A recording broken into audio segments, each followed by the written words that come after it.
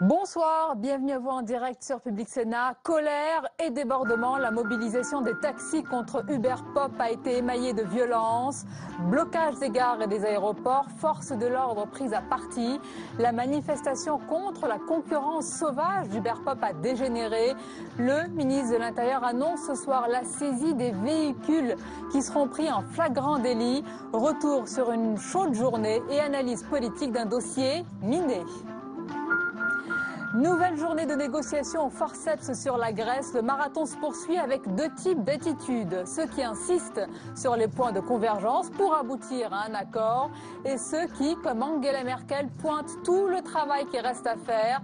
Au milieu de tout cela, le Premier ministre Alexis Tsipras se montre confiant.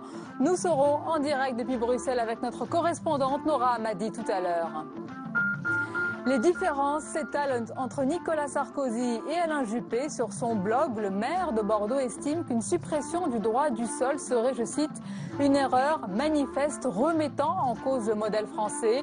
Le patron de l'UMP avait affirmé au contraire qu'il fallait ouvrir le débat sans tabou. Enfin, l'entretien du jeudi 22h avec mon invité ce soir, Jean-Christophe Ruffin, académicien, ancien diplomate, écrivain. Son dernier livre s'intitule Checkpoint chez Gallimard. Son regard sur l'actualité de la semaine est à suivre tout à l'heure. Voilà pour le programme de votre 22h. Merci d'être en notre compagnie ce soir. Les journées se suivent et se ressemblent. Il n'y a toujours pas d'accord sur la Grèce, mais les réunions s'enchaînent. Après celle des ministres des Finances, c'est au tour ce soir des dirigeants européens. On écoute tout de suite le Premier ministre Alexis Tsipras à son arrivée tout à l'heure au sommet. L'histoire de l'Europe est faite de désaccords, de négociations et de compromis. Après les propositions que nous avons formulées, je suis confiant. Nous allons parvenir à un compromis. Il aidera la zone euro et la Grèce à surmonter la crise. Et on retrouve tout de suite en direct depuis Bruxelles Nora Hamadi. Bonsoir Nora, où en est-on de ce sommet ce soir ? Eh bien, écoutez, le sommet n'est toujours pas terminé, hein, Sonia. Actuellement, on est encore dans le dîner des chefs d'État et on entendait Alexis Tsipras à l'instant dire qu'il fallait trouver un accord. Eh bien, pour l'instant, on n'y est pas du tout. L'Eurogroupe qui s'est tenu en début d'après-midi s'est soldé de nouveau par un échec. Et il y a encore ce soir des discussions bilatérales entre les chefs d'État et de gouvernement de la zone euro pour essayer de sortir un accord politique. Mais depuis lundi, les positions se sont durcies, notamment du côté de l'Allemagne. Donc, à l'heure où un nouvel Eurogroupe va être convoqué ce samedi matin, pas sûr qu'on arrive à trouver cet accord politique. Et il ne nous reste malheureusement que quelques jours avant le 30 juin, la date butoir avant la fin, où on risque de voir un Grexit, c'est-à-dire une sortie de la Grèce de la zone euro. Et qu'en est-il, Nora, de l'autre sujet de ce sommet, rappelons-le, les migrants ? Eh bien, écoutez, c'est l'autre gros dossier, effectivement, Sonia, ce soir. Il a été entendu, donc la Commission a mis sur la table le chiffre, rappelez-vous, la question des quotas qui avait tellement fait débat ces derniers jours. On s'est entendu sur le chiffre de 40 000 migrants qu'il faudrait se répartir au niveau européen. La France pourrait en prendre 9 000, mais un chiffre qui n'est pas du tout confirmé du côté de l'Élysée, vous vous en doutez. Du côté, justement, de l'Élysée, on a mis en place un accord politique qui a été discuté ces derniers jours avec l'Allemagne et avec les pays de l'Est. L'idée, ce serait de renforcer une fois de plus l'agence Frontex. Pourquoi ? Pour faire un tri des arrivées en Grèce et en Italie de ces migrants. Les migrants économiques seraient renvoyés dans les pays d'origine, tandis que ceux qui peuvent prétendre au droit d'asile en fait, seraient pris en charge à ce titre, ce qui implique en fait de renforcer l'agence Frontex. Et quand on connaît les moyens de cette agence, on se dit que cette mise en place risque d'être difficile. Rappelons juste un petit détail, c'est que le Liban aujourd'hui a un tiers de sa population qui est composée de réfugiés, notamment de Syriens. L'ONU, de son côté, indique que l'Union européenne serait en capacité d'intégrer 1 million de migrants, 1 million de réfugiés. Et à l'heure où le pape a une nouvelle fois pointé l'incapacité de l'Europe à être solidaire, on voit bien, c'est bien une des valeurs cardinales de l'Europe, la solidarité, on voit bien que ces accords ne sont pas du tout pour demain. Donc, reste à savoir ce qu'il va pouvoir en sortir. Quoi qu'il en soit, ce qui est sur la table, c'est ce chiffre de 40 000 qui serait de toute façon discuté au mois de juillet, pays par pays. Merci beaucoup, Nora Amadi, en direct depuis Bruxelles. Merci à vous. C'est l'actualité de la journée. Une grande désorganisation, des scènes violentes et de très vives tensions. La manifestation contre la concurrence d'Uberpop a dégénéré aujourd'hui. Des incidents incontrôlables et des syndicats de taxi dépassés. Retour sur une journée émaillée de violence. Avec lui, Sybille. Cette réunion, les syndicats des taxis voulaient la boycotter. Finalement, à défaut de rencontrer le Premier ministre, c'est Bernard Cazeneuve qui les reçoit. Et après 2 heures de négociation, le ministre de l'Intérieur donne des garanties aux chauffeurs de taxi.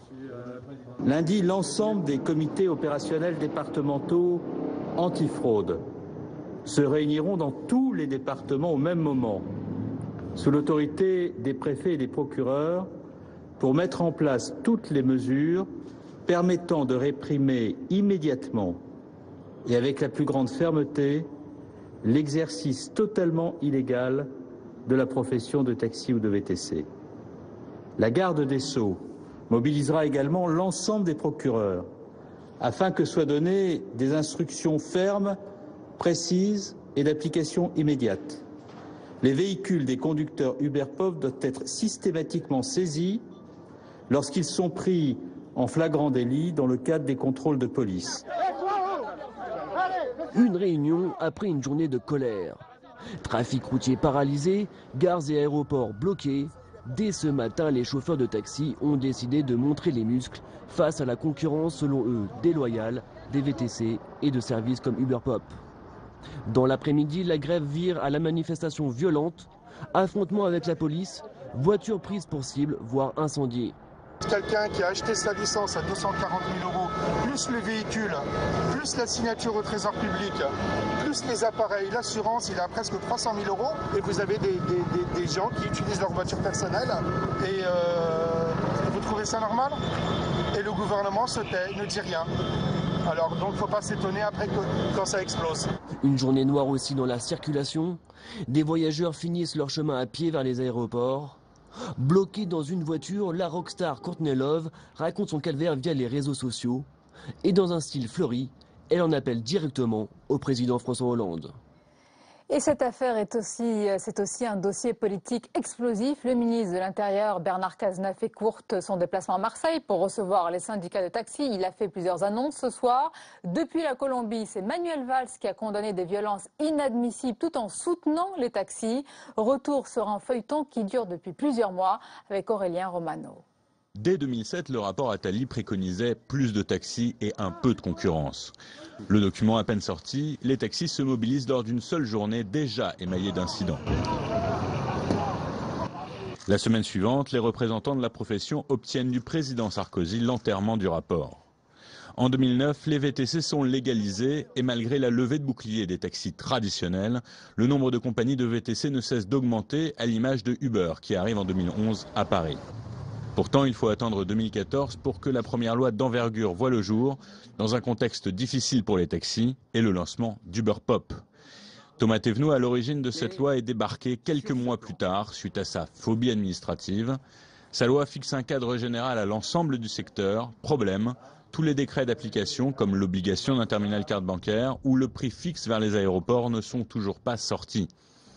Depuis, la situation s'enlise.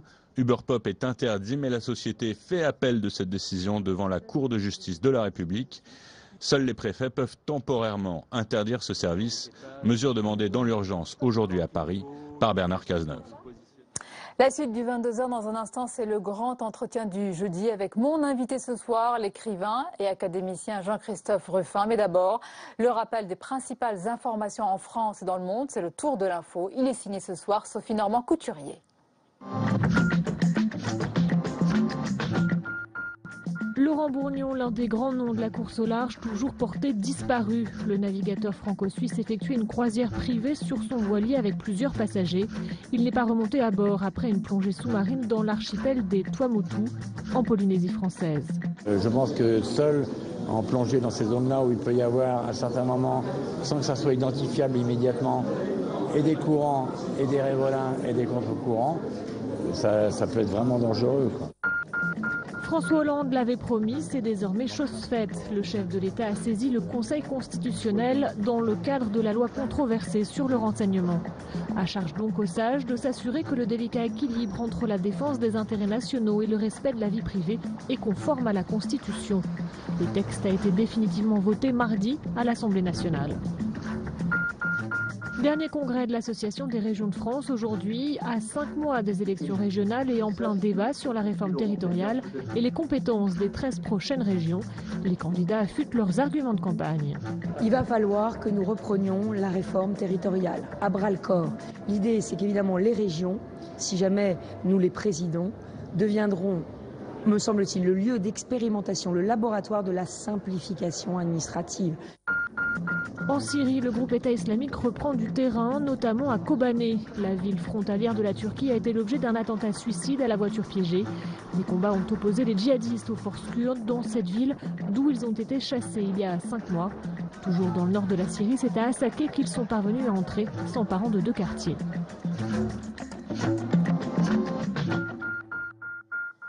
L'entretien du jeudi 22h avec mon invité ce soir, il est académicien, ancien diplomate, écrivain. Jean-Christophe Rufin, bonsoir. Bonsoir. Et bienvenue. Votre dernier livre en date s'intitule Checkpoint chez Gallimard. On va en parler en détail.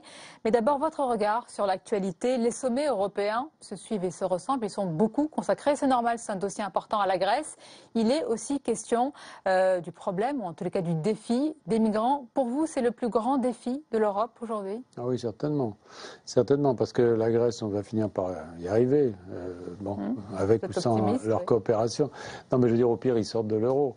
Les migrants, si vous voulez, c'est beaucoup plus profond. C'est-à-dire que c'est la confrontation de 2 continents qui sont dans des situations économiques, démographiques, etc., durablement différentes, qu'une Europe qui vieillit, qui est, en même temps qui est riche, même si elle est en crise, et puis ce continent africain auquel on ne s'intéresse pas beaucoup, il faut bien le dire. Sans cette actualité, on n'entend plus beaucoup parler de l'Afrique.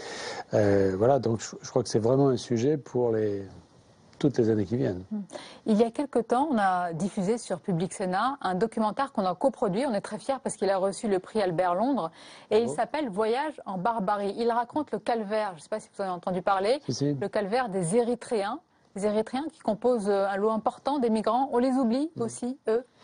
Oui, alors, ce qui est compliqué et dramatique pour eux, c'est que les Érythréens qui sont de vrais réfugiés, c'est-à-dire que ce sont des gens qui souffrent dans une dictature épouvantable. L'Érythrée est une espèce de camp de concentration à ciel ouvert. Il ne faut pas la confondre avec l'Éthiopie, qui, elle, est un pays, je veux dire, qui est en pleine expansion. Alors, on peut s'interroger sur la démocratie éthiopienne, mais enfin, c'est pas comparable. L'Érythrée est vraiment un régime terrible. Alors, ces pauvres Érythréens, ils ont une double peine, parce que d'un côté, effectivement, ils ont toutes les difficultés à venir, mais de l'autre côté, ils sont mélangés dans la Méditerranée à un flux de migrants économiques. Et ça, on ne se rend pas bien compte en France, mais par exemple, quand vous écoutez ce qui se dit en Angleterre, par exemple, les Anglais considèrent que ces migrants sont essentiellement des migrants économiques. Donc ils les rejettent tous, y compris ceux-là, qui eux, pourtant, sont éligibles au droit d'asile, si vous voulez. Vous connaissez bien le sujet, on peut le dire, votre femme est originaire de ce pays. L'Éthiopie, pas d'Érythrée. L'Éthiopie, mais évidemment, elle connaît bien ce sujet. Mais vous dites, attention, il y a évidemment 2 situations. Donc, vous admettez qu'il faut faire un tri parmi ces migrants? Oui, enfin, je pense que dans leur intérêt, d'ailleurs, ça a toujours été l'esprit. Pourquoi est-ce que, depuis la Convention de Genève de 1951, a été instauré donc, un haut commissariat aux réfugiés avec des règles, avec une convention qui justement donne obligation de considérer, au début c'était même individuellement en Europe, aujourd'hui ce sont des populations entières, mais de considérer qui est un réfugié et qui est un migrant. C'est très important de faire ce diagnostic parce que sinon on voit très bien qu'on ne peut pas accueillir la totalité des migrants économiques. C'est évident. Je veux dire, l'Afrique est un continent en expansion, avec beaucoup de jeunes, avec des gens qui rêvent de venir en Europe, mais pas forcément parce qu'ils sont persécutés. Moi j'ai travaillé au Burundi l'année dernière. Tous les jeunes Burundais ont envie de venir en Europe. Et d'ailleurs, ils ont envie de faire des études. Il y a une envie d'Europe. Ouais. Évidemment, évidemment. Mais ce n'est pas la même chose. Il faut vraiment faire la distinction entre des gens qui sont persécutés, qui sont menacés dans leur vie, dans leur sécurité, pour leur religion, pour leur race, pour tout ce que vous voulez, et puis ceux qui sont des migrants économiques. Ce n'est pas la même problématique.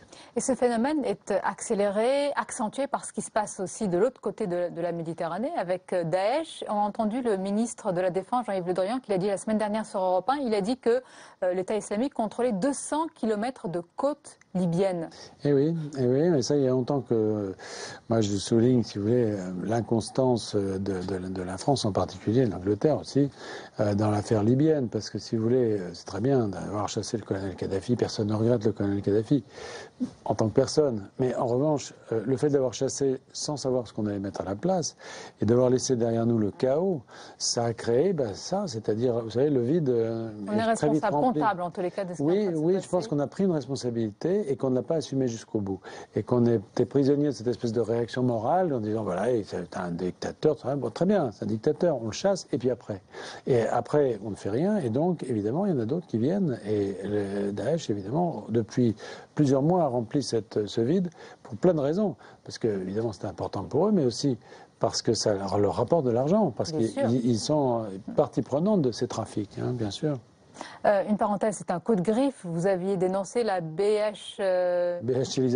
Oui, c'est pas un coup de griffe à Bernard-Henri Lévy, j'ai rien contre Bernard-Henri Lévy. C'est pas non plus une gentillesse, mais... Non, c'est-à-dire... Une réalité? Non, Bernard-Henri Lévy est quelqu'un qui a marqué... La France est ministre des Affaires étrangères depuis longtemps, c'est lui. Oui, parce qu'il a marqué une époque. Il a marqué une époque, et je pense que cette époque est est un peu révolutionnaire. Une époque dans laquelle, sous l'impulsion d'intellectuels comme lui, on avait une diplomatie qui était une diplomatie qui se voulait morale. Mais morale, c'est très bien d'être morale, mais une diplomatie, elle a besoin aussi d'une continuité, elle a besoin d'un programme à plus long terme. Et de dire on chasse un dictateur parce qu'il est méchant, parce qu'il est moralement insupportable, c'est bien, c'est ça l'impulsion de Bernard Lévy, mais il y a la suite. Il y a trop de morale aujourd'hui, justement, à la fois dans nos réactions et condamnations. Prenons l'affaire. Alors, c'est un véritable feuilleton et c'est pas près de se terminer. L'espionnage avec Wikileaks. Il y a eu beaucoup de réactions en France, de condamnations. On a dit stop, il faut que ça s'arrête. On a convoqué l'ambassadeur américain, etc. C'est de la gesticulation ou alors il faut marquer le coup quand même? Vous savez, alors là aussi, on retrouve une réalité qu'on a voulu un peu occulter, mais c'est celle des rapports de force. La France, malheureusement, n'est pas de taille à aller faire un bras de fer avec les États-Unis. Donc on est obligé de s'accommoder d'une réalité, à savoir qu'on est une puissance moyenne, que c'est une superpuissance, il faut s'en accommoder. Ça ne veut pas dire qu'il faut tout accepter. Moi, je suis frappé depuis des années par la défiance que les Américains nourrissent à l'égard de l'Europe en général. Défiance, hein. Une défiance, oui, une défiance. C'est-à-dire qu'ils ont peur de nos réactions. Quand on a voulu résister, la dernière fois que ça s'est produit, c'était sous Jacques Chirac, quand on a refusé de s'associer à l'opération dans le Golfe. Vous avez vu les torrents d'insultes qu'on a reçus à ce moment-là. Le French bashing a duré des années. Il continue. Et depuis lors, je pense, à mon avis, ça a commencé avant, mais depuis lors, nous sommes d'une certaine façon suspects. On était suspects déjà au moment du programme commun. Rappelez-vous, les ministres communistes en France, déjà, ça nous rendait un petit peu suspects. Je pense que les Américains se méfient, non pas de la France, mais du vieux monde. Vous savez, ils ont été construits sur l'idée que c'était un nouveau pays qui allait faire table rase. Ils ne le maîtrisent pas vraiment. Ils ne savent pas comment l'appréhender. Donc ils l'écoutent. Oui, parce que ce vieux monde, il les dégoûte un peu. C'est le continent de la guerre, l'Europe pour eux. C'est le continent de la espèce de corruption de l'histoire, finalement, qu'ils ont voulu fuir. Vous savez, les pères fondateurs des États-Unis ont voulu fuir cette espèce de réalité européenne, de guerre, de compromis, de monarchie, etc. Donc ils se méfient. Et donc ils nous surveillent. Alors de là à écouter aux portes. Mais enfin, c'est très logique, d'une certaine façon. C'est très logique. Et tous les instruments qui ont été déployés par les Américains, évidemment, se dirigent, j'allais dire, pas forcément en priorité, mais en tout cas, en grande partie vers nous. Donc vous dites défiance de leur part, et nous, on dit, on s'étonne, mais c'est un allié. Qu'est-ce que ça veut encore dire, le mot allié? Est-ce que les Américains sont vraiment nos alliés? Évidemment, quand on a un ennemi commun comme Daesh, on est alliés, mais pas les autres domaines. On est vraiment alliés?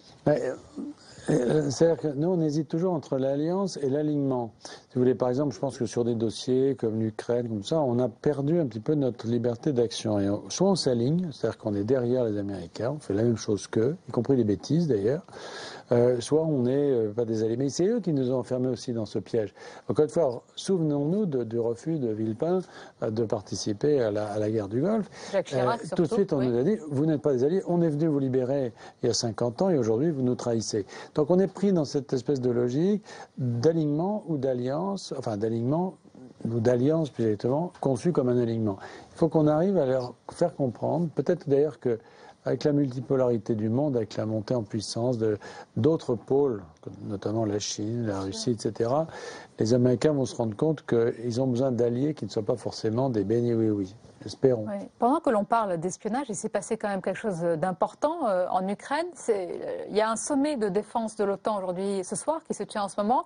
Et on a appris que les Américains ont mobilisé des chars, des armes lourdes en Ukraine, en tout cas aux abords, et que la Russie a répondu, si c'est comme ça, j'accélère encore mon arsenal nucléaire. Oui, mais ils jouent dans cette région du monde un jeu très dangereux, les Américains. Franchement, c'est le eux fait qui de jouent le jeu vouloir... dangereux. Oui, il y en a qui vont vous entendre et vont dire, mon Dieu, mais c'est Poutine. Non, qui joue ce jeu. je pense que, si vous voulez, le chiffon rouge qui a été mis devant Poutine, donc qui n'est pas un saint non plus, c'est pas la question, mais sous l'impulsion des Polonais d'ailleurs, c'est l'extension de l'OTAN. C'est le fait de mettre l'OTAN et dans tous les programmes qui ont été proposés, y compris par la France d'ailleurs, pour essayer de résoudre cette crise ukrainienne, il y a Hélène Carrère-Dancos le dit d'ailleurs sans arrêt, il y a ce préalable de ne pas vouloir à tout prix élargir l'OTAN jusqu'à l'Ukraine, c'est-à-dire jusqu'aux frontières de la Russie. Ça leur fait peur, ils ne le veulent pas, ils le conçoivent comme une menace. Pourquoi faire? Je veux dire, pourquoi faire? Si ce n'est pour faire plaisir aux Polonais. Donc là-dessus, si vous voulez, je pense que la France a un rôle beaucoup plus de médiateur, alors que jusqu'à présent... Pas pour le moment, selon Non, elle s'est trop alignée. Elle s'est beaucoup trop alignée. Les Russes, bien sûr, n'ont pas raison de faire tous les actes d'intimidation qu'ils font sur l'Ukraine.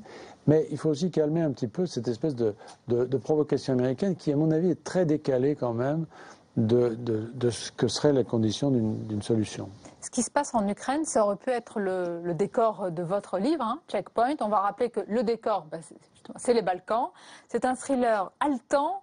C'est une sorte de huis clos roulant, vous le dites, et qui remet en cause, en tout cas, qui jette une lumière crue sur l'humanitaire aujourd'hui. Oui, enfin crue, d'abord, je pense réaliste, c'est-à-dire que c'est une sorte de reportage déjà, c'est-à-dire que tous les héros, tous les personnages du livre sont des gens que j'ai rencontrés, que j'ai connus. J'étais hier soir à Lyon, on a fait un grand débat avec des humanitaires qui avaient participé à des convois comme ça et qui disaient, oui, on les connaît ces gens-là, on les a vus, je les ai pas sortis de mon imagination. Effectivement, le décor, c'est la Bosnie. Pourquoi? Parce que c'était plus facile de parler d'une guerre terminée, si vous voulez. Non, alors, enfin, en tout cas, d'une guerre située dans le temps, que de parler de l'actualité. Parce que l'actualité, le temps du roman, c'est un temps assez long. Il faut du temps pour l'écrire, du temps pour le publier. L'actualité, ça va très vite. Je préférais avoir un cadre plus stable. Et cette guerre de Bosnie, c'était la répétition générale de ce qu'on vit aujourd'hui. Il y avait tous les ingrédients, finalement. Donc, c'est un peu décalé dans le temps. C'est il y a 20 ans. Mais au fond, on parle d'aujourd'hui.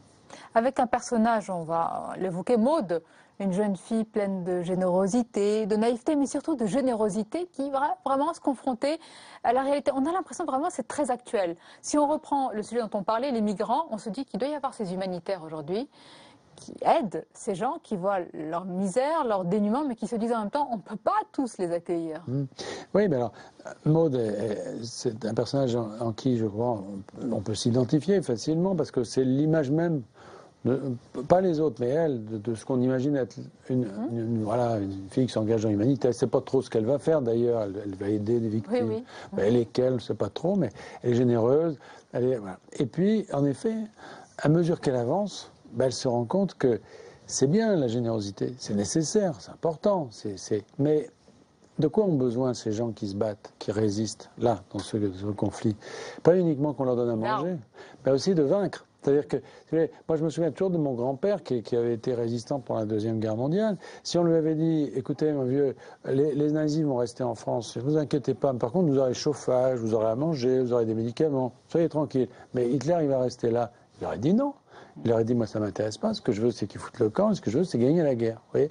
Donc, il y a cette espèce de divorce entre les nécessités humanitaires Et puis, autre chose qui est finalement les combats et l'aspiration profonde des gens qui se battent et qui veulent leur dignité, leur liberté. En tous les cas, la preuve que ce livre touche et vraiment s'intéresse à des sujets très actuels, c'est que je crois que c'est un véritable succès.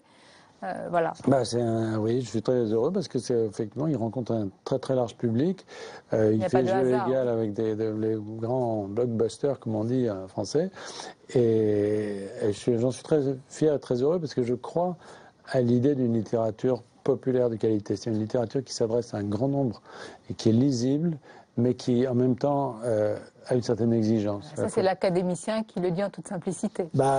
C'est une exigence, je ne prétends pas avoir réussi. Tout à fait.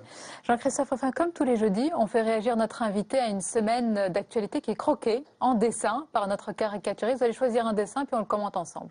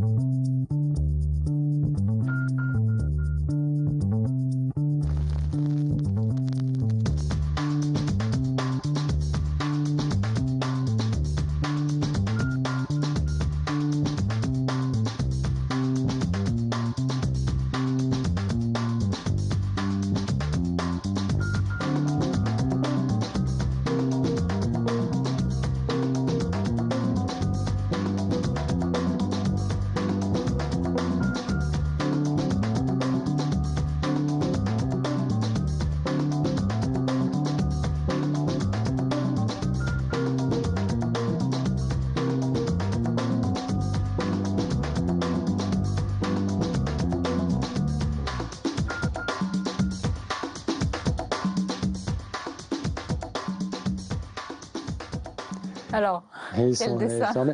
C'est pas forcément le plus drôle que j'ai choisi, mais c'est celui qui fait directement référence à notre conversation, le checkpoint en Méditerranée. C'est vrai que c'est un peu un paradoxe, mais se dire qu'on va créer une sorte qu'on va faire une guerre contre les passeurs, c'est vrai que ça pose énormément de problèmes techniques. Ça veut dire qu'on va transposer finalement la lutte contre la migration en amont à la source, donc pas en Méditerranée, mais sur le territoire libyen. Et ça veut dire qu'un jour, les checkpoints, c'est nous qui allons les mettre, peut-être sur le territoire libyen.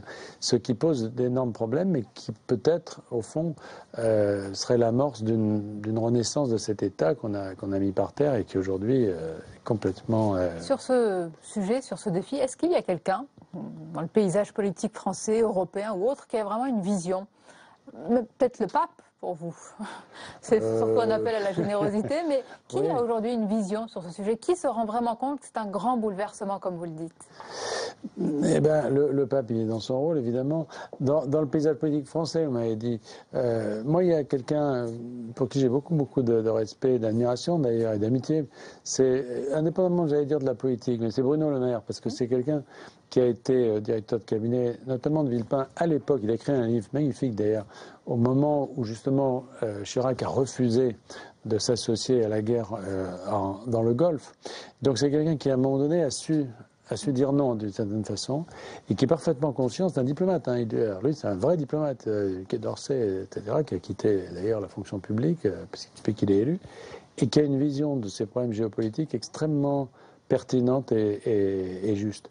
Mais c'est important qu'il soit un diplomate. C'est vrai. En tout cas, qu'il ait cette formation, oui, je pense. Parce que c'est bien les inspecteurs des finances, si vous voulez, c'est bien. Mais là, on est dans autre chose. Et je pense que c'est, si vous me demandez mon avis humain, c'est-à-dire sur la personne, je pense que c'est celui qui a le regard le plus juste là-dessus. Merci Jean-Christophe Ruffin, c'est un plaisir de vous recevoir. On va rappeler le titre de votre livre Checkpoint chez Gallimard. On arrive à la phase 22h. Merci à vous de votre fidélité. Tout de suite, c'est votre magazine Attention risque majeur. Belle et douce soirée en notre compagnie bien sûr.